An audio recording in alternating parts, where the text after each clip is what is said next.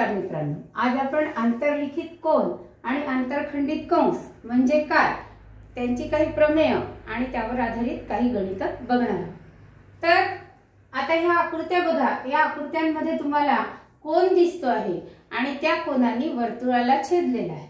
वर्तुळाला छेदल्यानंतर एक कंस त्या कोनांच्या अंतर्भागात आपल्याला दिसतो आहे, त्या कंसाला आंतरखंडित कंस म्हणतात। म्हणजे हे सर्व कंस AC हे काय आहे, आंतरखंडित कंस आहे। पण आपण जेव्हा या कोनांकडे बघितलं तेव्हा आपल्या असं लक्षात येईल की या तीन आकृत्यांमध्ये कोनाचा शिरोबिंदू हा वर्तुळावर आहे आणि या दोन आकृत्यांमध्ये कोनाचा शिरोबिंदू हा वर्तुळावर नाही, याच्यात बाह्य भागात आहे आणि या आकृतीमध्ये अंतर्भागात आहे। तर जेव्हा कोनाचा शिरोबिंदू हा वर्तुळावर असतो तेव्हा त्याला आंतरलिखित कोन असं म्हणतात। आणि हा जो कंस आहे या कंसात म्हणजे ABC या कंसात कोन ABC हा आंतरलिखित आहे आणि त्यांनी AC हा कंस आंतरखंडित केलेला आहे असं आपल्याला म्हणता येतं। तर तुम्हाला सगळ्यांना कळलं की आंतरलिखित कोन म्हणजे असा कोन की ज्याचा शिरोबिंदू वर्तुळावर आहे आणि आंतरखंडित कंस म्हणजे असा कंस जो कोनाच्या अंतर्भागात आहे।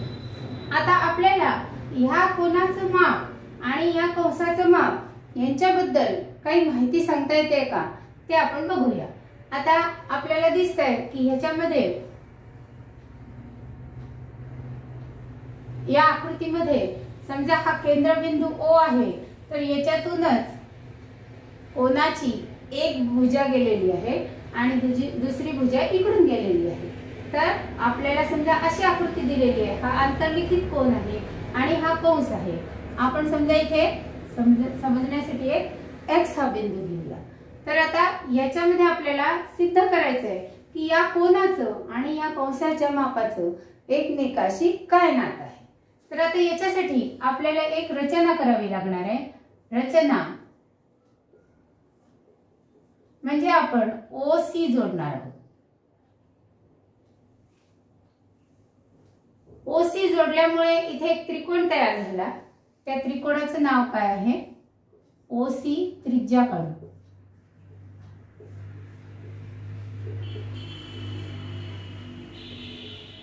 सिद्धता OC काढल्यामुळे इथे त्रिकोण तयार झालाय, त्रिकोण BOC। या त्रिकोणामध्ये काय दिसतं आपल्याला की बाजू OB आणि बाजू OC या दोन्ही काय आहे, त्रिज्या आहे। बाजू OB एकरूप बाजू OC, कारण दोन्ही काय आहे, त्रिज्या आहे। म्हणजे हा त्रिकोण काय झाला, समद्विभुज त्रिकोण झाला। आणि समद्विभुज त्रिकोणामध्ये ज्या बाजू एकरूप असतील त्यांच्या समोरचे कोन कसे असतात, एकरूप असतात। म्हणजे कोन हा घेतला आपण कोन OBC एकरूप कोन OCB, कारण काय आहे, समद्विभुज त्रिकोणाचे एकरूप बाजूंसमोरचे ते कोन आहे म्हणून ते एकरूप आहे। आपण समजा त्यांचं माप X घेतलं तर दोघांचे माप काय आहे, X। म्हणजे माप कोन OBC बरोबर माप कोन OCB बरोबर आपण काय घेतलं, X। याला आपण समीकरण 1 म्हणू। आता आपल्याला माहिती आहे की कोन AOC हा या त्रिकोणाचा बाह्य कोन आहे।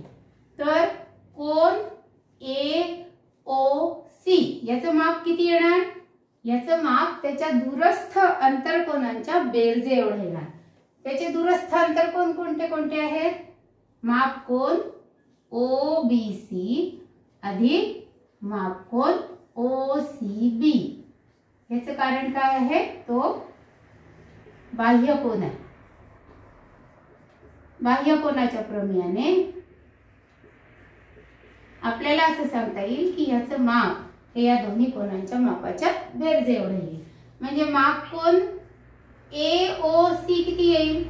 OBC आणि OCB दोन्ही पण काय आहे? x अंश. म्हणजे माप कोन AOC आलं आपलं 2x अंश. पण आता बघा की हा जो कोन आहे AOC हा कंस AXC चा काय आहे? केंद्रीय कोन आहे. आणि कंसाचे माप बरोबर केंद्रीय कोनाचे माप.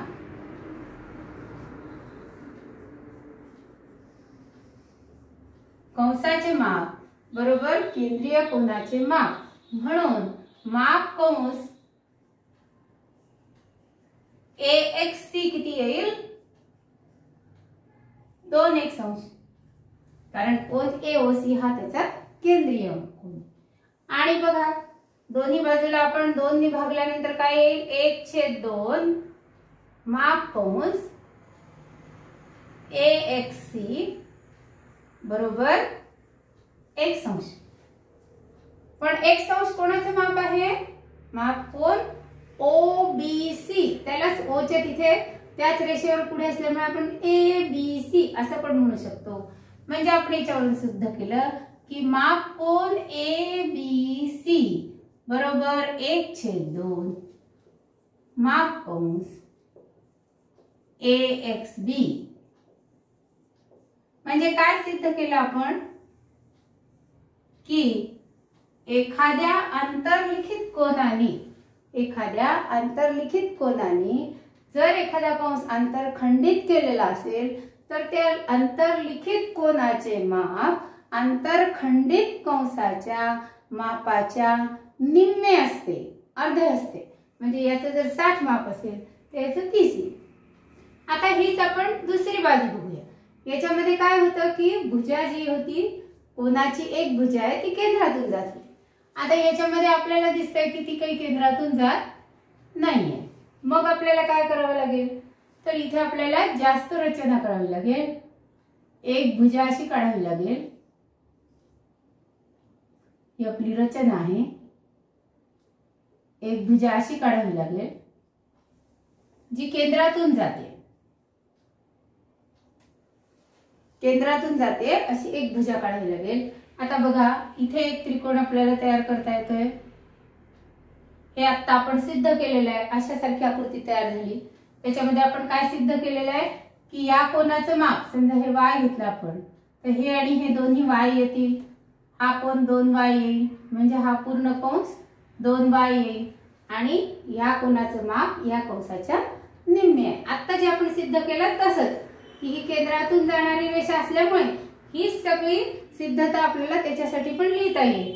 आणि त्याच्यावरून आपल्याला असं लिहिता येईल की माप कोन DBC बरोबर 1/2 माप कंस DC. आणि दुसरं आपल्याला इकडची पण बाजू घेता येईल. पुन्हा ही केंद्रबिंदूतून जाणारी रेषा आहे म्हणजे इथे पण आपल्याला याच पद्धतीने सिद्ध करता येऊ शकतं. म्हणजे माप कोन ABD बरोबर 1/2 माप कंस AD. आणि या दोन्हीची आपण बेरीज केली तर आपल्याला काय मिळेल की माप कोन ABD अधिक DBC म्हणजे ABC म्हणून. आणि 1/2 माप कंस BC अधिक AD म्हणजे 1/2 आपण कॉमन घेतले तर माप कंस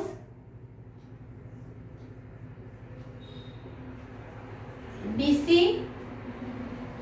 अधिक माप कंस AD म्हणजे माप कोन ABC बरोबर 1/2 माप कंस BC अधिक AD म्हणजे माप कंस AC.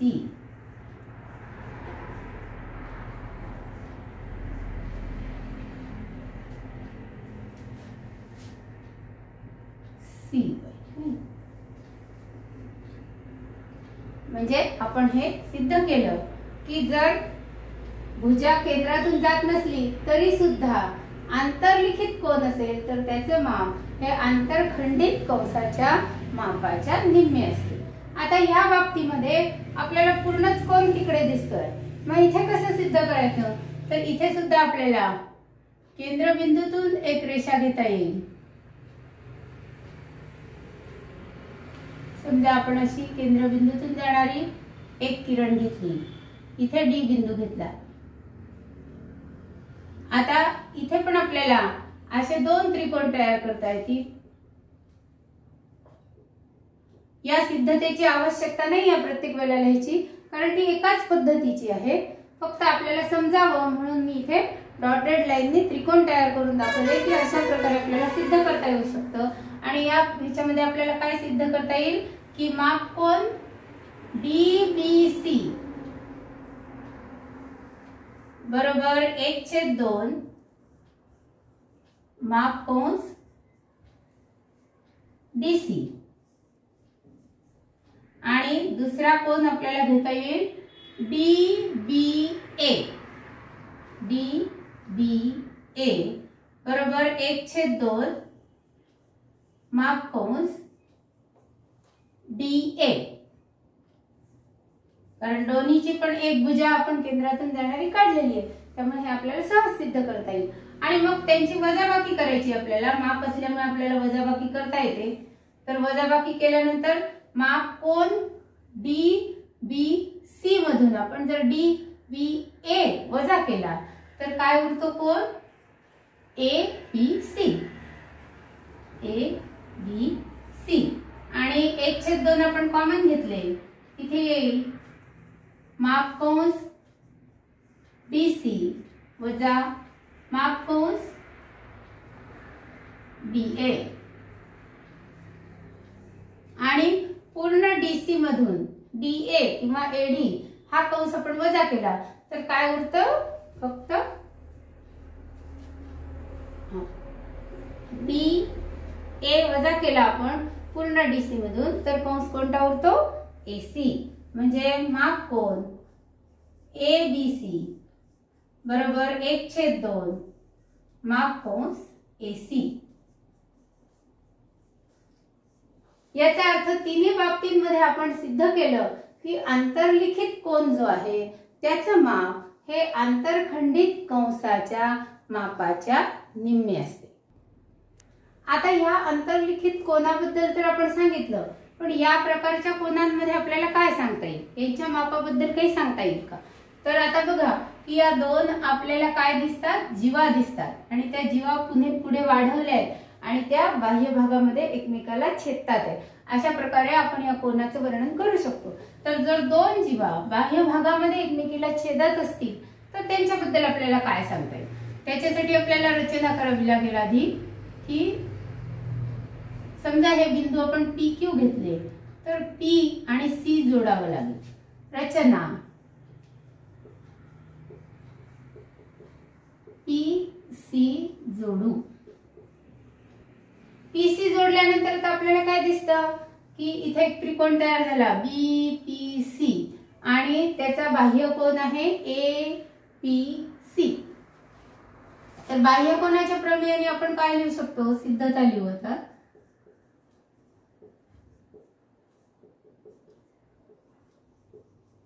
बाह्य कोनाच्या प्रमेयाने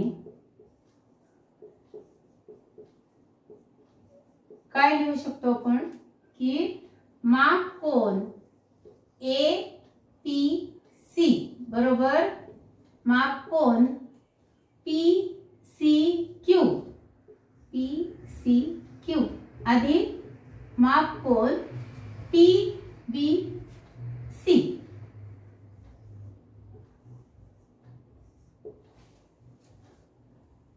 PCB घेऊ आपण, त्रिकोण मोठा घेतलाय ना आपण, तर PCB आणि PBC ह्या दोन कोनांची बेरीज म्हणजे मापकोन APC येतो, असं बाह्य कोनाच्या प्रमेयाने आपण लिहू शकतो। आता हा जो मापकोन PCB आहे तो आपण इकडे आणला की तो वजा होईल, म्हणजे मापकोन APC बरोबर वजा मापकोन PCB बरोबर मापकोन PBC। आता बघा मापकोन APC हा काय आहे? आंतरलिखित कोन आहे। आताच आपण सिद्ध केलं की आंतरलिखित कोनाचं माप हे त्याने आंतरखंडित केलेल्या कंसाच्या मापाच्या निम्मे असते। म्हणजे याच्या जागी आपल्याला काय लिहिता येईल? 1/2 माप कंस AC वजा माप कोन कोणता घेतला आपण? PCB याने आंतरखंडित केलेला कंस PQ आहे आणि हा आंतरलिखित कोन आहे।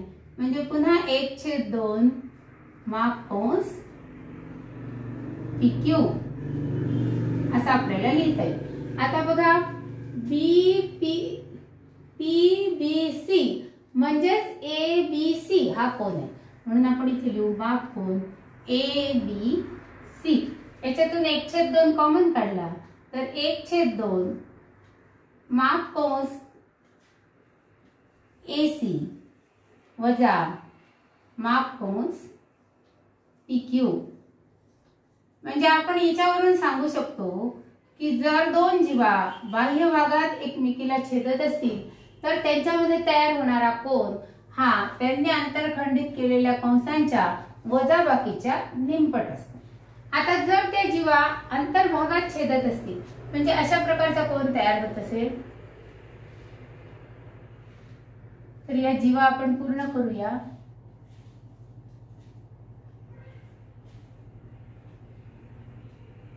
इथे झाला P आणि Q। आपल्याला आता इथे पुन्हा या कोनाचं माप काढायचंय। कसं काढता येईल सांगा बरं? कसं काढता येईल? आपल्याला कोणता कोन काढायचा आहे? हा कोन काढायचा।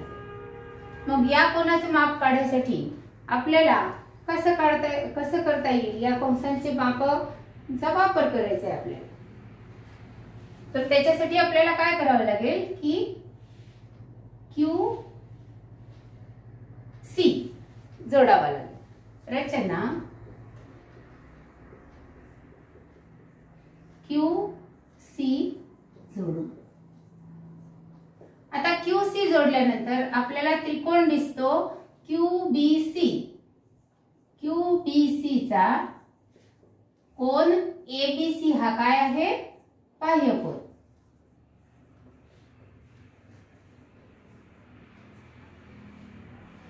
हा बाह्य कोन आहे। आता पुन्हा बाह्य कोनाच्या प्रमेयाने या बाह्य कोनाचं माप हे दूरस्थ आंतरकोनांच्या मापाच्या बेरजे एवढं असणार आहे।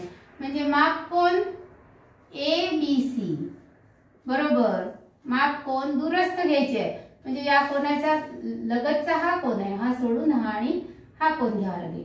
म्हणजे कोणता घ्यायचा? हा BQC अधिक माप कोन BCQ।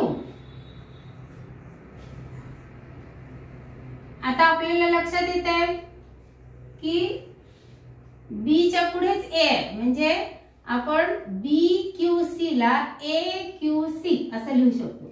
माप कोन AQC।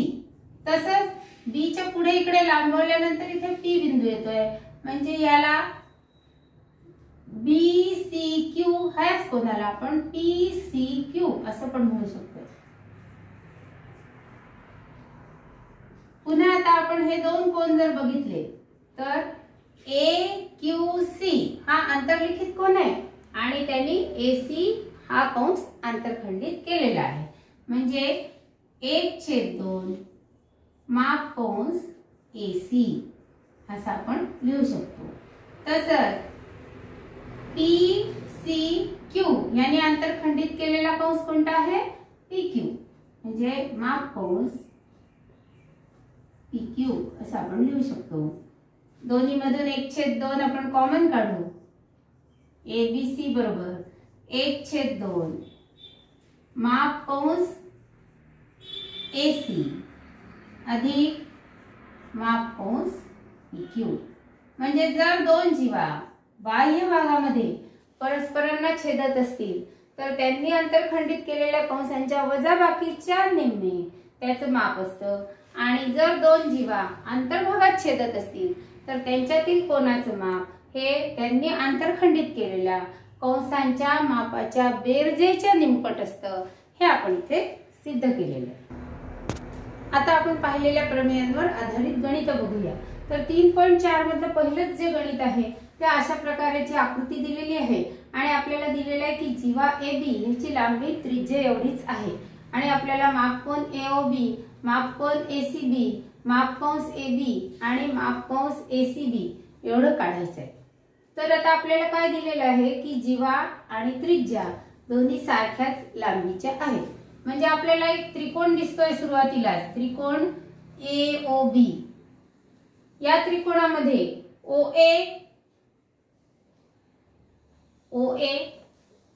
OB आणि AB या तिन्ही बाजू कशा आहेत? समान आहेत, कारण त्यांची लांबी त्रिज्या एवढी आहे. OA आणि OB तर त्रिज्याच आहे आणि आपल्याला दिलेलं आहे की जीवा AB ची लांबी पण त्रिज्या एवढीच आहे. म्हणजे OA, OB आणि AB तिघींची पण लांबी ही कशी आहे? समान आहे आणि ती किती आहे? त्रिज्या एवढी आहे. म्हणजे त्रिकोण AOB हा काय आहे? समभुज त्रिकोण आहे. आणि आपल्याला माहिती आहे की समभुज त्रिकोण असेल तर त्याचे तिन्ही कोन पुन्हा काय असतील? एकरूप असतील. तीनही कोन एकरूप असतील आणि तीन कोनांची बेरीज किती यायला पाहिजे? 180. म्हणजे 180 बेरीज येणारे एकरूप तीन कोन किती किती अंशाचे असतील? 60, 60, 60. कारण 60 आणि 60 120 आणि 60 180. त्यामुळे प्रत्येक कोन कितीचा असणार? 60 अंशाचा. म्हणून माप कोन AOB आपल्याला किती अंशाचा मिळाला? 60 अंशाचा. आता बघा, माप कोन AOB आपल्याला मिळाला, पण हा काय आहे? कंस AB चा केंद्रीय कोन आहे आणि आपल्याला माहिती आहे की कंसाचे माप बरोबर केंद्रीय कोनाचे माप.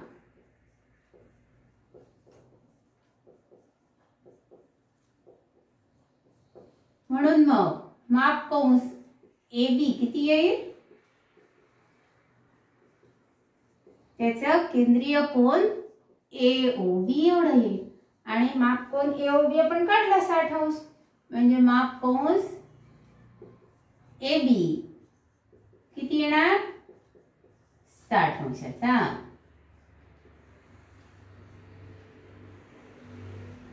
आता बघा, माप कंस AB मिळाला 60 अंशाचा आणि ACB हा कोन काय आहे? आंतरलिखित कोन आहे. आपण नुकतंच सिद्ध केलं की आंतरलिखित कोनाचं माप हे त्यांनी आंतरखंडित केलेल्या कंसाच्या मापाच्या निम्मे असते. म्हणजे आंतरखंडित कोनाच्या प्रमेयाने आंतरखंडित कंस आहे तो आंतरलिखित कोनाच्या प्रमेयाने आपल्याला काय लिहिता येईल की माप कोन ACB किती असणार आहे? माप कंस AB च्या 1/2 म्हणजे निमपट असणार आहे आणि AB चं माप आपल्याला माहिती आहे 60. म्हणजे माप कोन ACB हा किती येईल? 1/2 गुणिले 60 म्हणजे माप कोन ACB आपला येईल 30 अंश. याच्यानंतर आपल्याला आणखीन काय काढायचंय? माप कंस ACB. ACB हा काय झाला? विशाल कंस. AB हा लघु कंस आहे आणि ACB काय झाला? विशाल कंस. आणि विशाल कंसाचं माप कसं काढतो आपण? पूर्ण वर्तुळाचे माप 360 वजा त्याचा संगत लघु कंस. म्हणजे माप कंस ACB याचं माप आपल्याला कसं काढता येईल? 360 वजा त्याचा संगत लघु कंस कोणता आहे? AB. माप कंस AB. म्हणून 360 वजा माप कंस AB आपण किती काढला नुकताच? 60 काढला आहे. म्हणून माप कंस ACBचं माप येईल, ACBचं माप येईल 300 अंश. अशा रीतीने हे उदाहरण आपण अगदी सहज सोडवलेलं आहे. आता आपण सराव संच 3.4 मधलं 7वं आणि 8वं गणित बघणार आहोत. 7व्या गणितामध्ये दोन जीवा बाह्यबिंदूत छेदतात आहेत. तर याचा आपण नुकतंच सिद्ध केलेलं आहे की जेव्हा दोन जीवा बाह्यबिंदूमध्ये छेदतात तेव्हा त्यांच्यातील कोन हा त्याने आंतरखंडित केलेल्या कंसांच्या मापाच्या वजाबाकीच्या निम्मे असते. म्हणजे आता इथे आपल्याला काय लिहिता येईल, माप कोन NMS बरोबर 1/2 माप कंस, मोठा कंस कोणता आहे इथे, कंस NS, त्याच्यातून वजा करावं लागेल माप कंस EF.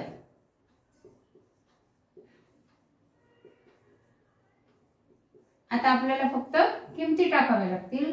माप कोन NMS बरोबर 1/2 माप कंस NS आहे 125 अंश वजा 37 अंश, म्हणजे 1/2 यांची वजाबाकी करावी लागेल. 125 वजा 37, 5तून 7 गेले नाही म्हणून 15, 15तून 7 गेले 8 राहिले.